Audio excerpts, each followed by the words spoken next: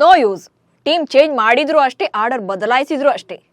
Batters ಎಲ್ಲ ಬ್ಯಾಟಿಂಗ್ನೇ ಮರೆತವರಂತೆ ಕ್ರೀಸ್ನಲ್ಲಿ ನಿಂತರೆ ಎದುರಾಳಿ ಬೌಲರ್ಸ್ ಬಿಡ್ತಾರ. ಬ್ಯಾಕ್ ಟು ಬ್ಯಾಕ್ ವಿಕೆಟ್ ಕಿತ್ತು ಖೆಡ್ಡ ತೋಡ್ತಾರೆ. ಶ್ರೀಲಂಕಾ ಮತ್ತು ಭಾರತದ ನಡುವಿನ 3ನೇ ಏಕದಿನ ಪಂದ್ಯದಲ್ಲಿ ಆಗಿದ್ದೂ ಅದೇ. ಫಸ್ಟ್ ಮ್ಯಾಚ್ ಟೈ ಮಾಡಿಕೊಂಡು ಸೆಕೆಂಡ್ ಮ್ಯಾಚ್ನಲ್ಲಿ ಸೋತು ಸುಣ್ಣವಾಗಿ ಹೋಗ್ಲಿ 3ನೇ ಮ್ಯಾಚ್ನಲ್ಲಾದ್ರೂ ಗೆದ್ದು ಸಮಬಲ ಸಾಧಿಸ್ತಾರೆ ಅಂದ್ರೆ ಮೊದಲ 2 ಪಂದ್ಯಗಳಿಗಿಂತಲೂ ಕೂಡ ಅತ್ಯಂತ ಕೆಟ್ಟ ಪ್ರದರ್ಶನ ನೀಡಿ ಸರಣಿಯನ್ನೇ ಕೈಚೆಲ್ಲಿಕೊಂಡಿದ್ದಾರೆ. ಕನಿಷ್ಠ ಪಕ್ಷ ಗೆಲುವಿಗಾಗಿ ಹೋರಾಟ ಕೂಡ ನಡೆಸದೆ ಮಕಾಡೆ ಮಲಗಿದ್ದಾರೆ. ಗೆದ್ದು ತೋರಿಸ್ತೇನೆ ಅಂತ ಲಂಕಾಗೆ ಹಾರಿದ್ದ ಕೋಚ್ ಗೌತಮ್ ಗಂಭೀರ ನಿರ್ಧಾರಗಳೇ ಸೋಲಿಗೆ ಕಾರಣ. ಸ್ಟಾರ್ ಆಟಗಾರರ ದಂಡೆ ಇದ್ರೂ ಕೂಡ ಒಂದೂ ಪಂದ್ಯ ಗೆಲ್ಲೋಕೆ ಯಾಕೆ ಆಗಲಿಲ್ಲ? ಟೀಮ್ ಇಂಡಿಯಾ ಫ್ಯಾನ್ಸ್ ಕೇಳ್ತಿರೋ ಪ್ರಶ್ನೆಗಳೇನು? ಈ ಬಗ್ಗೆ ಹೇಳ್ತೇನೆ. ನಾನು ಶಾಂತ. ನೀವು ಸುದ್ದಿಯಾನದ ಸಬ್ಸ್ಕ್ರೈಬರ್ ಆಗೋದಕ್ಕೆ ಮರಿಬೇಡಿ.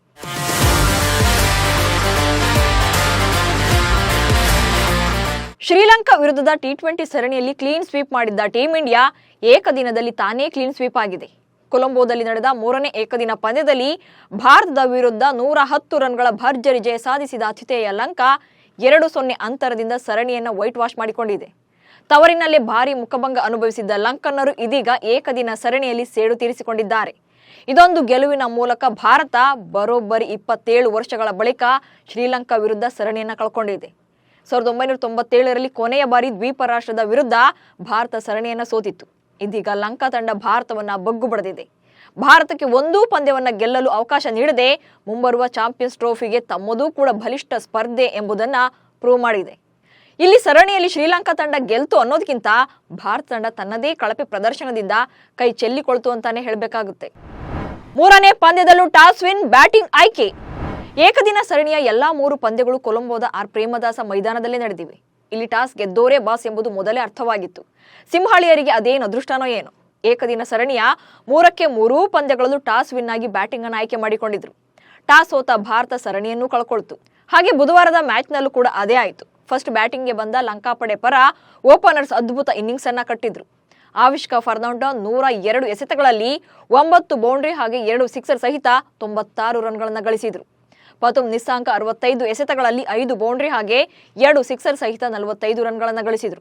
ನಂತರ ಬಂದವರಲ್ಲಿ ವಿಕೆಟ್ ಕೀಪರ್ ಕುಸಾಲ್ ಮೆಂಡಿಸ್ ಮಾತ್ರ ಸ್ಥಿರ ಬ್ಯಾಟಿಂಗ್ ಅನ್ನ ಪ್ರದರ್ಶನ ಮಾಡಿದ್ರು. ಉಳಿದ ಬ್ಯಾಟರ್ಗಳು ಯಾರು ಕೂಡ ನಿರೀಕ್ಷಿತ ಪ್ರಮಾಣದಲ್ಲಿ ಪ್ರದರ್ಶನವನ್ನು ತೋರಲಿಲ್ಲ. ಮೆಂಡಿಸ್ 49ನೇ ಓವರ್ವರೆಗೂ ಕೂಡ ಬ್ಯಾಟಿಂಗ್ ಅನ್ನು ಮಾಡಿ 82 ಎಸೆತಗಳಲ್ಲಿ 4 ಬೌಂಡ್ರಿ ಸಹಿತ 59 ರನ್ ಗಳಿಸಿದ್ರು. ಕಮಿಂಡು ಮೆಂಡಿಸ್ ಅಜೇಯ 23 ರನ್ ಗಳಿಸಿ ತಂಡದ ಮೊತ್ತವನ್ನು ಹೆಚ್ಚಿಸಿದ್ರು. ಭಾರತದ ಪರ ರಿಯಾನ್ ಪರಾಗ್ 54ಕ್ಕೆ 3 ವಿಕೆಟ್ ಪಡೆದರೆ ಸಿರಾಜ್, ಅಕ್ಷರ್ ಪಟೇಲ್, ವಾಷಿಂಗ್ಟನ್ ಸುಂದರ್, ಕುಲ್ದೀಪ್ ಯಾದವ್ ತಲಾ ಒಂದೊಂದು ವಿಕೆಟ್ಗಳನ್ನು ಪಡೆದರು. ಪರಿಣಾಮ ಶ್ರೀಲಂಕಾ 50 ಓವರ್ಗಳಲ್ಲಿ 7 ವಿಕೆಟ್ ನಷ್ಟಕ್ಕೆ 248 ರನ್ಗಳ ಟಾರ್ಗೆಟ್ ನೀಡಿತು. ಒಂದಂಕಿ ದಾಟಲು ಪರದಾಡಿದ ಭಾರತೀಯ ಬ್ಯಾಟರ್ಸ್. ಲಂಕಾ ನೀಡಿದ 249 ರನ್ಗಳ ಟಾರ್ಗೆಟ್ ಬೆನ್ನತ್ತಿದ ಟೀಮ್ ಇಂಡಿಯಾ ಬ್ಯಾಟರ್ಸ್ಗೆ ಲಂಕಾ ಸ್ಪಿನ್ನರ್ಸ್ ಸಿಂಹ ಸ್ವಪ್ನವಾಗಿ ಕಾಡಿದ್ರು. ಭಾರತ ತಂಡದ ಪರ ಓಪನರ್ ಆಗಿ ಬಂದ ಕ್ಯಾಪ್ಟನ್ ರೋಹಿತ್ ಶರ್ಮಾ ಎಂದಿನಂತೆ ಹೊಡಿಬಡಿ ಆಟಕ್ಕೆ ಮುಂದಾದರು. ತಾನು ಎದುರಿಸಿದ 20 ಬಾಲ್ನಲ್ಲಿ 1 ಸಿಕ್ಸರ್, 6 4 ಸಮೇತ 35 ರನ್ ಚೆಚ್ಚಿದ್ರು. ನಂತರ ಶುಭ್ಮನ್ ಗಿಲ್ ಕೇವಲ 6 ರನ್ಗೆ ವಿಕೆಟ್ ಒಪ್ಪಿಸಿದ್ರು. ಇನ್ನು ಬಳಿಕ ಕ್ರೀಸ್ಗೆ ಬಂದ ವಿರಾಟ್ ಕೊಹ್ಲಿ 3ನೇ ಪಂದ್ಯದಲ್ಲೂ ಕೂಡ ಸರಿಯಾಗಾಡಲಿಲ್ಲ. ಈ ಪಂದ್ಯದಲ್ಲೂ ಕೂಡ ಅಭಿಮಾನಿಗಳಿಗೆ ನಿರಾಸೆ ಮೂಡಿಸಿದ್ರು. ಹೊಡಿಬಡಿ ಆಟ ಆಡಲು ಹೋದ ಕೊಹ್ಲಿ 4 4 ಬಾರಿಸಿ ಕೇವಲ 20 ರನ್ ಚೆಚ್ಚಿ ವಿಕೆಟ್ ಅನ್ನು ಚೆಲ್ಲಿದ್ರು. LBW ಬಲೆಗೆ ಬಲಿಯಾದರು. ನಂತರ KL ರಾಹುಲ್ ಸ್ಥಾನದಲ್ಲಿ ತಂಡಕ್ಕೆ ಸೇರಿದ ರಿಷಬ್ ಪಂತ್ ಮೇಲೆ ಟೀಮ್ ಇಂಡಿಯಾ ಅಭಿಮಾನಿಗಳು ಭಾರಿ ನಿರೀಕ್ಷೆಯನ್ನು ಇಟ್ಟುಕೊಂಡಿದ್ರು. ಆದರೆ ತನ್ನ ಮೇಲಿಟ್ಟ ನಂಬಿಕೆಯನ್ನು ಹುಸಿಗೊಳಿಸಿದ ಪಂತ್ ಕೂಡ ಕೇವಲ 6 ರನ್ಗೆ ವಿಕೆಟ್ ಅನ್ನು ಒಪ್ಪಿಸಿದ್ರು. ನಂತರ ಕ್ರೀಸ್ಗೆ ಬಂದ ಶ್ರೇಯಸ್ ಅಯ್ಯರ್ ಕೂಡ 8 ರನ್ ಗಳಿಸುವಷ್ಟರಲ್ಲೇ ಸುಸ್ತಾಗೋದ್ರು. ಇನ್ನು Akshar Patel 2 run, Riyan Parag 15 run, Shivam Dube 9 run ಗಳಿಸಿ ವಿಕೆಟ್ ಅನ್ನು ಒಪ್ಪಿಸಿದ್ರು. ಜವಾಬ್ದಾರಿಯುತ ಆಟವಾಡಿದ ವಾಷಿಂಗ್ಟನ್ ಸುಂದರ್ 25 ರನ್ ಬಾರಿಸಿ ಕೊಂಚ ಚೇತರಿಕೆ ನೀಡಿದರು. ಇನ್ನು ಕುಲ್ದೀಪ್ ಯಾದವ್ 6 ರನ್ ಸಿಡಿಸಿ LBW ಬಲೆಗೆ ಬಿದ್ದರು. ಪರಿಣಾಮ ಭಾರತ ತಂಡ 26.1 ಓವರ್ನಲ್ಲೇ 138 ರನ್ ಗಳಿಸಿ ಸರ್ವ ಪತನ ಕಂಡಿತು. ಈ ಮೂಲಕ ಶ್ರೀಲಂಕಾ ತಂಡ ಬರೋಬ್ಬರಿ 110 ರನ್ಗಳಿಂದ ಗೆಲ್ಲುವ ಮೂಲಕ 2-0 ಅಂತರದಿಂದ ಏಕದಿನ ಸರಣಿಯನ್ನು ವಶಪಡಿಸಿಕೊಳ್ತು. ಭಾರತ ಬೇಟೆಯಾಡಿದ್ದೇ ಲಂಕಾ ಸ್ಪಿನ್ನರ್ಸ್. ಭಾರತ ತಂಡದ ಸೋಲಿಗೆ ಶ್ರೀಲಂಕಾ ಸ್ಪಿನ್ನರ್ಗಳ ಮಾರಕ ದಾಳಿಯೇ ಮೇನ್ ರೀಸನ್. ಮೊದಲ 2 ಪಂದ್ಯಗಳಲ್ಲಿ ಪಾರುಪತ್ಯ ಮೆರೆದಿದ್ದ ಲಂಕಾ ಸ್ಪಿನ್ನರ್ಸ್ ಕೊನೆಯ ಏಕದಿನ ಪಂದ್ಯದಲ್ಲೂ ಕೂಡ ಬೀರ್ಗಾಳಿಯಂತ ಪ್ರದರ್ಶನ ನೀಡಿದರು. ಲಂಕಾ ವಿರುದ್ಧದ 3 ಪಂದ್ಯಗಳಲ್ಲೂ ಕೂಡ ಭಾರತ ಆಲ್ಔಟ್ ಆಗಿದ್ದು, ಇದರಲ್ಲಿ ಭಾರತದ 27 ವಿಕೆಟ್ ಸ್ಪಿನ್ ಬೌಲಿಂಗ್ನಲ್ಲಿ ಪತನವಾಗಿದೆ. ಅದರಲ್ಲೂ ಭಾರತದ ಬ್ಯಾಟರ್ಗಳ ಹೆಡೆಮುರಿ ಕಟ್ಟಿದ ಎಡಗೈ ಸ್ಪಿನ್ನರ್ ದುನಿತ್ ವೆಲ್ಲಾಲಗೆ ಭಾರತದ ಬ್ಯಾಟಿಂಗ್ ಬೆನ್ನೆಲುಬನ್ನೇ ಮುರಿದರು. ಕೇವಲ 31 ಎಸೆತಗಳಲ್ಲಿ 3ನೇ ಮ್ಯಾಚ್ನಲ್ಲಿ 5 ವಿಕೆಟ್ ಪಡೆದು ಸರಣಿಯಲ್ಲಿ 2ನೇ ಬಾರಿಗೆ 5 ವಿಕೆಟ್ ಪಡೆದ ಸಾಧನೆ ಮಾಡಿದರು. ಬಲಿಷ್ಠ ಬ್ಯಾಟರ್ಗಳಾದ ರೋಹಿತ್ ಶರ್ಮಾ, ವಿರಾಟ್ ಕೊಹ್ಲಿ, ಶ್ರೇಯಸ್ ಅಯ್ಯರ್ ಹಾಗೆ ಅಕ್ಷರ್ ಪಟೇಲ್ ಸೇರಿದಂತೆ 5 ಪ್ರಮುಖ ವಿಕೆಟ್ಗಳನ್ನು ಕಿತ್ತು ಪಂದ್ಯದ ದಿಕ್ಕನ್ನೇ ಬದಲಿಸಿದರು. ಸರಣಿಯ ಉದ್ದಕ್ಕೂ ಕೂಡ ಬ್ಯಾಟ್ ಮತ್ತು ಬಾಲ್ ಎರಡರಲ್ಲೂ ಕೂಡ ಮಿಂಚಿ ಸರಣಿ ಶ್ರೇಷ್ಠ ಪ್ರಶಸ್ತಿಯನ್ನು ಕೂಡ ತಮ್ಮದಾಗಿಸಿಕೊಂಡರು. ಏಕದಿನ ಸರಣಿ ಸೋಲು, ಚಾಂಪಿಯನ್ಸ್ ಟ್ರೋಫಿಗೆ ತಲೆನೋವು. ಶ್ರೀಲಂಕಾ ವಿರುದ್ಧದ ಸೋಲು ಬರೀ ಸರಣಿ ಸೋಲು ಮಾತ್ರ ಅಲ್ಲ. 2025ರಲ್ಲಿ ಪಾಕಿಸ್ತಾನದಲ್ಲಿ ನಡೆಯಲಿರುವ ಚಾಂಪಿಯನ್ಸ್ ಟ್ರೋಫಿ ಟೂರ್ನಿಯ ಸಿದ್ಧತೆ ಅಂತಾನೆ ಹೇಳಲಾಗ್ತಿತ್ತು. ಬಟ್ ಇದೀಗ ಲಂಕಾ ವಿರುದ್ಧ ಭಾರತ ಕ್ಲೀನ್ ಸ್ವೀಪ್ ಆಗಿರೋದು ಟೀಂ ಇಂಡಿಯಾ ಮ್ಯಾನೇಜ್ಮೆಂಟ್ಗೆ ತಲೆನೋವು ತರಿಸಿದೆ. ಸರಣಿ ಆರಂಭಕ್ಕೂ ಮುನ್ನ ಗೆಲುವಿನ ಫೇವರೇಟ್ ಎನಿಸಿಕೊಂಡಿದ್ದ ರೋಹಿತ್ ಪಡೆ ಒಂದೇ ಒಂದು ಪಂದ್ಯವನ್ನು ಕೂಡ ಗೆಲ್ಲೋಕೆ ಸಾಧ್ಯವಾಗದೆ ಮುಜುಗರದ ಸೋಲಿಗೆ ಕೊರಳೊಡ್ಡಿದೆ. ವಿಚಿತ್ರ ಸಂಗತಿ ಅಂದ್ರೆ ಇಡೀ ಸರಣಿಯಲ್ಲಿ ಟೀಂ ಇಂಡಿಯಾ 8ನೇ ಕ್ರಮಾಂಕದವರೆಗೂ ಕೂಡ ಬ್ಯಾಟ್ಸ್ಮನ್ಗಳನ್ನ ಹೊಂದಿದ್ರು ಕೂಡ 3 ಪಂದ್ಯಗಳಲ್ಲಿ ಕೇವಲ 250ಕ್ಕೂ ಕಡಿಮೆ ಟಾರ್ಗೆಟ್ ಅನ್ನ ಬೆನ್ನಟ್ಟೋಕೆ ಸಾಧ್ಯವಾಗದೆ ಸೋಲನ್ನೊಪ್ಪಿಕೊಂಡಿದೆ. ಈ ಮೂಲಕ 1997ರ ನಂತರ ಅಂದ್ರೆ ಬರೋಬ್ಬರಿ 27 ವರ್ಷಗಳ ಬಳಿಕ ಲಂಕಾ ನಾಡಲ್ಲಿ ಟೀಂ ಇಂಡಿಯಾ ಏಕದಿನ ಸರಣಿಯನ್ನ ಸೋತ ಕಳಪೆ ದಾಖಲೆ ಬರೆದಿದೆ. ಚಾಂಪಿಯನ್ಸ್ ಟ್ರೋಫಿಗೂ ಮುನ್ನ ಟೀಂ ಇಂಡಿಯಾದ ಈ ಬ್ಯಾಟಿಂಗ್ ವೈಫಲ್ಯ ತಂಡದ ನೂತನ ಕೋಚ್ ಗೌತಮ್ ಗಂಭೀರ್ ಹಾಗೆ ಟೀಂ ಮ್ಯಾನೇಜ್ಮೆಂಟ್ಗೆ ತಲೆ ಕೆಡಿಸಿದೆ.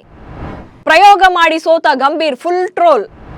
Gautam Gambhir team India coach ಆದ್ಮೇಲೆ ಅವರ ಮೇಲೆ ಭಾರಿ ನಿರೀಕ್ಷೆಗಳನ್ನು ಇಟ್ಟುಕೊಳ್ಳಲಾಗಿತ್ತು. ಲಂಕಾ ಸರಣಿ ಮೂಲಕವೇ ಹೊಸ ಇನ್ನಿಂಗ್ಸ್ ಆರಂಭಿಸಿದ್ದ ಗಂಭೀರ್ T20 ಸರಣಿಯನ್ನ ಕ್ಲೀನ್ ಸ್ವೀಪ್ ಮಾಡಿ ಸೈ ಎನಿಸಿಕೊಂಡಿದ್ರು. ಸೊ ಏಕದಿನದಲ್ಲೂ ಕೂಡ ಟೀಂ ಇಂಡಿಯಾವನ್ನ ಗೆಲ್ಲಿಸಿ ಕಂಪ್ಲೀಟ್ ಕ್ರೆಡಿಟ್ ಪಡೆಯೋ ಜೋಶ್ನಲ್ಲಿದ್ರು. ಬಟ್ ಗಂಭೀರ್ ಆಸೆಗೆ ತಣ್ಣೀರು ಎರಚಿರೋ ಬ್ಯಾಟರ್ಸ್ ಸರಣಿಯನ್ನೇ ಕೈ ಚೆಲ್ಲಿಕೊಂಡಿದ್ದಾರೆ. ಅದರಲ್ಲೂ ಶ್ರೀಲಂಕಾ ವಿರುದ್ಧ ಸರಣಿ ಸೋಲಿನ ಭೀತಿ ತಪ್ಪಿಸಿಕೊಳ್ಳೋಕೆ ನಿರ್ಣಾಯಕವಾಗಿದ್ದ 3ನೇ ಪಂದ್ಯದಲ್ಲಿ ಭಾರತ ಬರೋಬ್ಬರಿ 110 ರನ್ಗಳ ಹೀನಾಯ ಸೋಲು ಕಂಡಿದೆ. ಸರಣಿಯಲ್ಲಿ ಟೀಂ ಇಂಡಿಯಾ ಬ್ಯಾಟರ್ಗಳು ತೋರಿದ ನೀರಸ ಪ್ರದರ್ಶನ ಕ್ರಿಕೆಟ್ ಅಭಿಮಾನಿಗಳ ಸಿಟ್ಟಿಗೆ ಕಾರಣ ಆಗಿದೆ. ನೂತನ ಕೋಚ್ ಗೌತಮ್ ಗಂಭೀರ್ ಅವರನ್ನ ಸಖತ್ ಟ್ರೋಲ್ ಮಾಡ್ತಿದ್ದಾರೆ.